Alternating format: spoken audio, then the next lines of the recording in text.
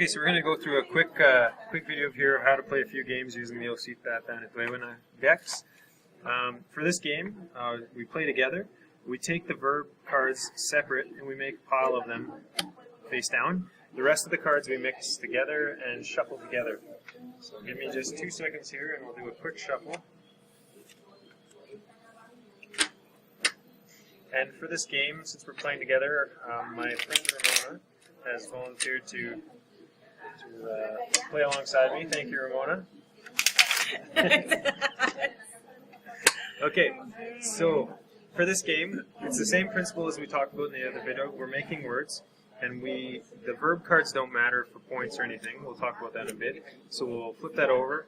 Now you can change the number of cards you play on the table, but to start out, 12 tends to be a good number. So we tend to stick with that. So we'll deal out 12 cards here. Now, we take turns playing, and of course you can obviously help each other when you're starting out or make it more competitive as you get on with it. The way we play this game is to make a turn, we have to change this word that's up here. So in this example, we're using kapēsit, which is to camp or stay overnight, that sort of idea. And so I'll go first here just as a demonstration. Looking at my options, I could play, again, to know where we're playing if we're starting out. We have a diagram on the box that shows where the cards can go. I will play ikapēsin, which is I'm camping or I camp. And so I could call that a turn because that's a legal word. Again, we can review the other video of what cards can play together or need to be played together. If we're playing for points, we might count these cards for points, in which case we try and make long words. So we might try and add other cards and say, this is a wild card. I could say, okay, that's key, that's the past tense. So, Niki kapēsin, I camped, or I was camping, sort of idea. Now, I would call that my turn, and then we would deal the cards back out to 12, and it would be Ramona's turn. Now, since this came up this way, I'm just going to use this as an explanation. This card here is the change verb card, and that card can be played.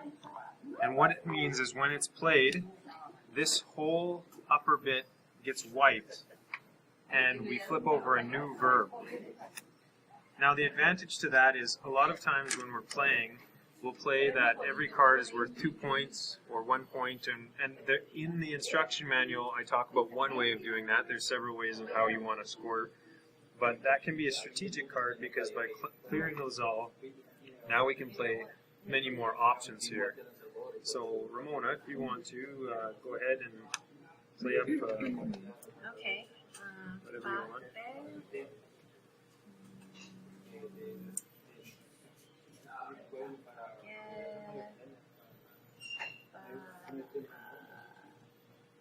Wait. Where's the other card? Oh, the reference card. Yeah, the reference card. Well, let's stick for that now. Just wait, no, I'm not done. all right. Oh, okay. Yep. I want it. Okay, perfect.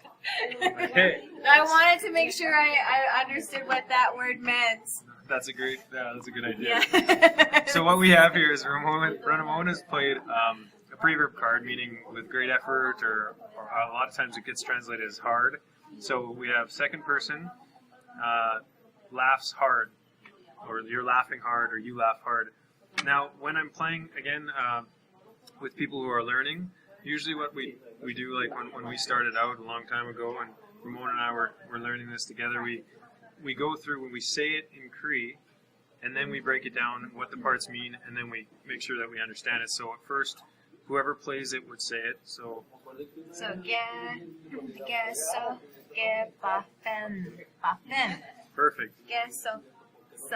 Papen. Right, and if you're playing with someone who's learning, another good way as a teacher, just something to keep in mind, is you can use this as an opportunity to repeat it how you would say it, right? And then there can be some mimicry or however it's called in the teacher world. So, just as you said. And then we would go through and say, okay, that's you, and then that's hard or with energy, with effort, laughing, and then that's again related to the you. So then we would make sure that we understand that it means you. you are laughing hard. And then we just keep playing by going, by re-dealing out. Then we continue to, okay, well, I can look at this and say, well, okay, so, okay, papayin. Okay, and then Ramona would correct me, or we could talk about the pronunciation. Then afterwards, we would look at that and say, okay, that's the conjunct marker, that's the you, second person, and that's the same, that's the laughing hard. So we can keep playing. We would alternate turns. In the book, I talk about how to score it. Usually what I've done that's worked pretty well is if there was no card, like so if we were playing on a blank card and we played up those two cards, since there were no cards there before, they're worth 2 points. And then if we were playing on top of them, they're only worth 1 point each. So whoever played that, that would be worth 4 points. But then the next turn, if someone plays this, that's only worth 2 points because each card's worth 1 point after when it's being played on another card. The advantage to this is you're gonna be motivated to make the words more complicated and longer by adding more cards, and also cards like this, which often get avoided because no one wants to deal with all the extra changes, they can give you more points. So in that way, the scoring is kind of motivating learners to kind of go out there and make maybe the slightly more difficult conjugations or the slightly more advanced, if you will. If that's a better term, I'm not sure. So that's the basic game of how to play together. Again, we would just keep taking turns until, I don't know, we could make a point limit, or we could go until we run out of verbs. You can do things too, is if you notice that both of you know the card, you can take that out of the deck and keep playing until you have a verb you don't know. So in that case, that's kiwe.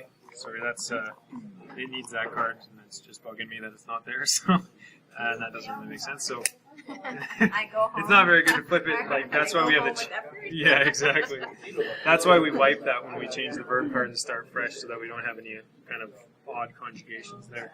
But this right here, yeah, that's basically the game. We keep going back and forth, and as I say, you can kind of stack the deck. If you flip a verb over and you both know it and you're trying to learn, you could take it out of the deck and go with another card. Or that's a good way to bring in, like, there's another deck here. Some people have it. It's a bunch of camping terms like chopping wood, telling stories, making fires, that sort of thing. I guess it's an expansion pack. So if we were wanting to learn those verbs, then that would be a good way to kind of, oh, do you know this one? You don't know this one? Okay, let's play with this one. And then your brain is actually seeing all these different conjugations as you're playing for each one of those words. So that's the basic game to play together. Yeah, enjoy.